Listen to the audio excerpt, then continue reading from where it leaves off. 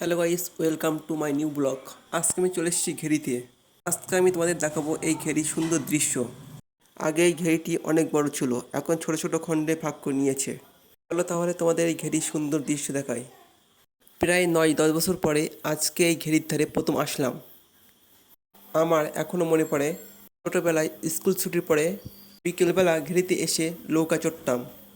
চারিদিকে পদ্ম ফুল ফুটে থাকতো, সন্ধ্যা নামতেই বাজগাছে পাখির কিচিমিচি শোনা যেত। এখন আর ঘেরির ধারে আসার সেই সময়টুকু আর নেই।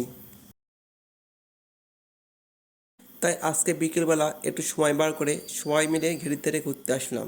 কিন্তু ঘেরির ধারে এসে সেই নৌকা চড়াটা আজকে খুব মিস করছি।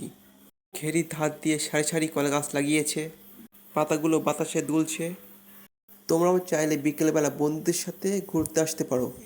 তোমরা কে কে ঘেরিতে ঘুরতে ভালোবাসো অবশ্যই কমেন্ট করে জানাবে। আমার এই ভিডিও তোমাদের যদি ভালো লেগে থাকে লাইক করবে, আর বন্ধুদের সাথে বেশি বেশি করে শেয়ার করবে। আর যেসব বন্ধুরা পেজটিকে ফলো করোনি অবশ্যই ফলো করে রাখবে। আর ইউটিউব থেকে দেখলে চ্যানেলটিকে সাবস্ক্রাইব করে রাখবে। অনেকদিন পর দিঘির ধারে সবাই মিলে ঘুরতে এসে খুবই ভালো লাগছে।